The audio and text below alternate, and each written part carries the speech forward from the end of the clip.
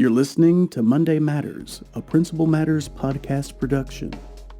Hi, Principal Matters friends. This is Will Parker back with my co-host, Dr. Jen Schwanke, for another Monday Matters. Jen, we're in the depths of October, and this episode's going to be coming out October the 20th, I believe. And I've so enjoyed your newsletter, Principal Problems. I just wanted today to ask you to just bring it. What's some of the recent things you've been thinking about, writing about? Because I just want leaders to be able to access this wonderful content. So let's go there today. Right. So the roots of this, I know I had mentioned it at some other point when we recorded. This came from my conversation with Danny Bauer. Danny said, I said, you know, what's next for me? And he said, well, you should probably do a newsletter. And I said, I don't know. And he said, well, do you want people to, be engaged in your thinking and your ideas? And I said, well, obviously. So here we are. So I launched this newsletter, and it's been so much fun. It's a way that I can get my thoughts out on paper and then engage with other people. So that's been great. I was glad that you asked about this, about a recent topic. The one that I wanted to discuss is one that will be coming out as we're recording this. It will be late news for the people listening, but it will have come out on October 10th. And this is just one example of some of the things I talk about in the newsletter. And this one is the staff meeting glow up. I'm trying to... Okay, so let me back up and tell you what happened to me. Staff meetings are the kind of things where they can be really, really valuable, obviously. But there's always those memes out there. Oh, I just sat through a staff meeting that could have been an email. And we don't want, as principals, we do not want that. And so I've given several practical tips on this newsletter so far already about this. But a new thing I'm trying is this idea of an anchor topic. So I get together once a month with all the principals in my district, and the meeting has traditionally kind of been one where everybody understands its value. They come, they listen, they learn. But it's a lot of really dry stuff, right? Just information. And there's not really time, because principals are so busy, there's not really time to really dig into the topics. So usually it's, hey, we need to do this. Hey, here's a new policy. Hey, here's a new mandate that we're going to have to push down. And so they're kind of yucky, right? For lack of a better word, they've been yucky. So a new thing I'm trying is to take the first half of the staff meeting or the management meeting, whatever it is, and have a topic that will benefit as many people as you can, and have it be not necessarily related to the recent crisis everybody's dealing with, but a genuine learning opportunity that's kind of not what they expect. So here's some examples.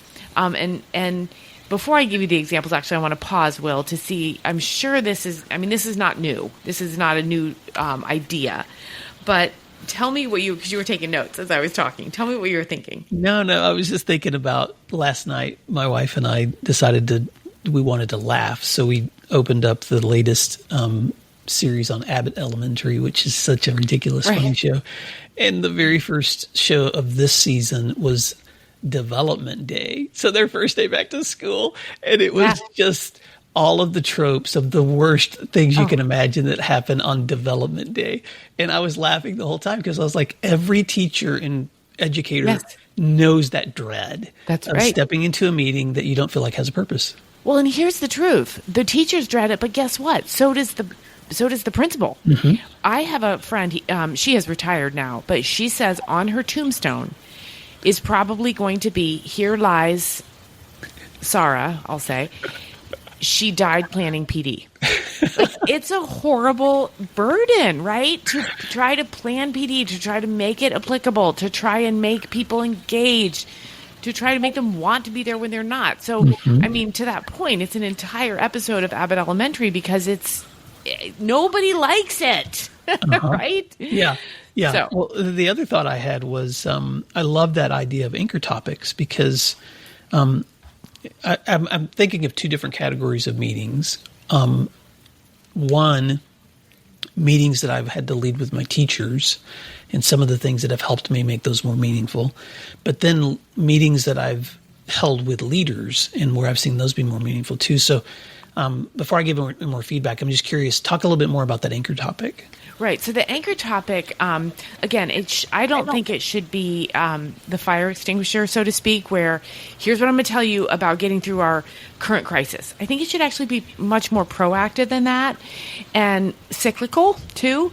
So in this newsletter, anybody who subscribes and reads will find that I've given some examples. So you might have your anchor topic be policies and procedures. You might have it be a lighthearted culture builder. And no, I do not mean an icebreaker here. So stay tuned for a little bit more on that. Legislative or student services updates, instructional and collaborative topics. And so the length of this anchor topic really does depend on how much time you have. So if you have an hour for a staff meeting, you might make the anchor topic 30 minutes. If you have 45 minutes, you might make it 20. But here's what I think, again, just some ideas.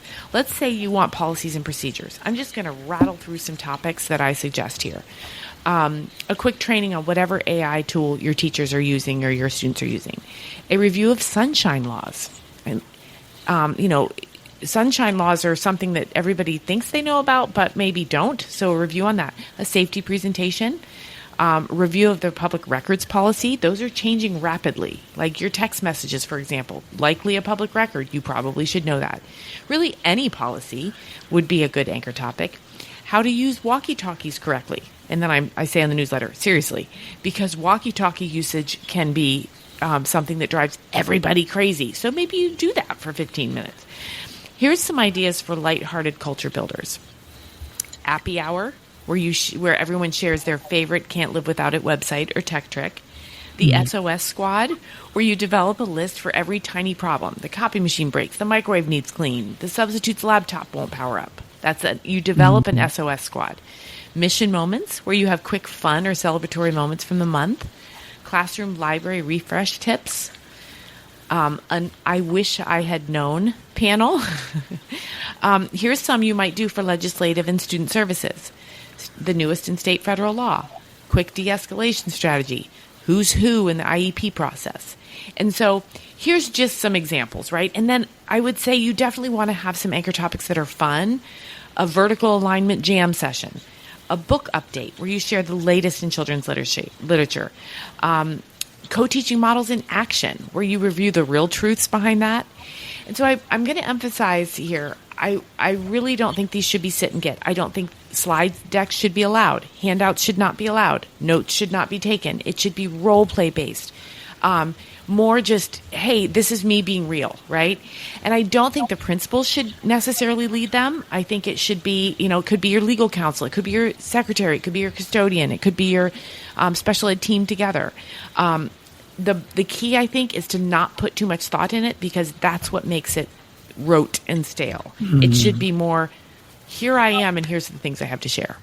Oh my gosh, Jen, I cannot wait to because you haven't actually, when we're recording this is before you publish this. Correct. So please, I want to make sure we have a copy that people can link to or come to your social media to find, or your website to find.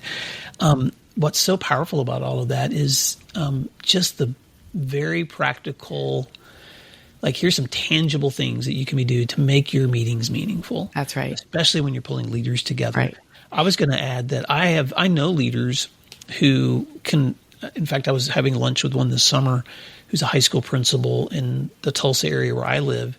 And lately he's been inviting other principals from other surrounding districts to his place so they can do this kind of stuff together, because sometimes they don't find meaningful meetings happening within their own district. So they're pulling each other together and say, bring your topic with you. Right. What's that thing you've learned about how to manage how you're calculating GPA, or how you're dealing with recruitment and retention, or how you're actually implementing cell phone policies. And so they'll bring it. And again, like you said, no slides. It's just like, bring your stuff. Let's just sit down together and we'll problem solve. And I love that model. Yeah, I think that's the key. This isn't just about principals and staff meetings. It can be about principals' own PLCs. It could be for superintendents. It could be for any department, right? I think to take the formality out of it is to take the dryness out of it.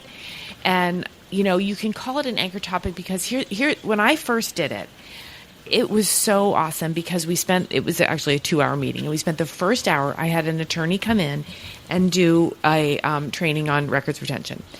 And it was really powerful, and it was fast, and there was a lot going on. But then when we were done, we stopped on the hour. We could have gone for another couple, a long time. We stopped, and we said, okay, now we're going to get through all the rest of the agenda. And so I want to be clear, this isn't an agenda replacer. It's not an icebreaker. It's somewhere in between where you provide something that they're going to go, I didn't know about that. Or, wow, that's a really good idea. But they don't feel like it was a mandated, cram it down their throats kind of a training. Like, let's not use that word at all when we talk about anchor topics. Yeah. It should just be more spontaneous isn't the right word either, but more loose. Yeah. No, great ideas. I guess the follow-up question that I would have for leaders is, how can you apply some of that same philosophy to the way you lead staff meetings? And so what are you thinking, Jen, when it comes to ways to reimagine our own development so that our teachers aren't wanting to poke their eyes out after a meeting in their own school setting? Right. Well, I think there's two parts to your question, really. When I think about it, I think for our own development in leading staff meetings, that's one bucket here. And I, for a while, I didn't feel great as a principal about my staff meetings, and I went and watched other principals lead them. And there were some where I just said, hey, can I drop in? I'll bring you a coffee. And they were always like, sure, fine. There were some I thought, well, I will never lead a meeting that way. And there were others where I thought, this is the best. And, we've talked a lot about that, about how really the key is to be your authentic self, which going to look at other principals' staff meetings helped me realize I just need to be myself. But the other, I think there's kind of a subsidiary of your question, which is when we are leading staff meetings and we know that the teachers are there and they don't want to be and they want to poke their eyes out, to get that choice option and say, okay, we're going to have an anchor topic. It's going to be 20 minutes every week. I want a list of not 9 topics because there's 9 months a year. I want 60. I want to know everything you've ever wanted to know about how this place works, about what's going on with our state, about whatever. Open a Google Doc and just have them dump them in. And then just willy-nilly pick some, call somebody who knows a little something about it and say, hey, you got 20 minutes or 40 minutes to be an anchor topic for my staff meeting? Don't prepare. Just come. Oh, that's so wise. I know some people listening are going to remember that Ed Camp models also have been built around that, and that's a fun way to learn together. And I've been in a district where our district leadership would make sure that our PD involved that kind of Ed Camp model too, so that we're not just getting mandates, but we're getting topics that were asked for specifically from the teachers themselves, but also could be feedback that fellow teachers and educators could all provide in that same setting. Right. So if you're not familiar with the Ed Camp setting, that's another great thing to just research. I'll add one other thought, Jen, that was helpful for me in staff meetings too, and this saved my bacon. I don't know when I finally started to do this, but I would with my guiding coalition or my department chairs, the leadership teachers in my school, I would set up monthly luncheons with them. But because our school was so large, they would come in rounds. So I would have a first lunch, second lunch group. And I started making it a practice when I met with them to bring what I thought should be the agenda for our next staff meeting in advance and lay it in front of them and say, here's the things I think the next time we're together we're going to be talking about. And some of those things we had already decided in advance. But some of those things were things that I felt like either needed to be revisited or maybe an issue that we needed to address. But I would lay it in front of them and say, now give me your feedback on this agenda in advance. And so many times, Jen, they would go, well, we've talked about that ad nauseum. We don't need take that off the list. Or Are you not aware that this is a situation all of us have been asking questions about for the last week? Let's make sure we talk about this. And then getting someone in the room who's willing to maybe address that. So collaborating before the meeting with the decision makers who would also be in the meeting, it just reshaped the way we did meetings. Because then I'm already saving myself a ton of pain by just letting them help set the agenda. That's right. Right. Yeah. And then you're not having people walk out saying, why did we do that? This is especially important, I think, for new principals who don't have the historical context of their building. If you say to them, you've been there about 2 months and you say to them, I'm going to have a staff meeting about 504s. They may have done that 2 years ago. They've got it. They know it, so make sure that you're asking the questions of those leaders. Well, Jen, I want, as we wrap up this Monday Matters, thank you for letting us take one of your recent Principal Problems newsletter topics. And thank you for making it so practical.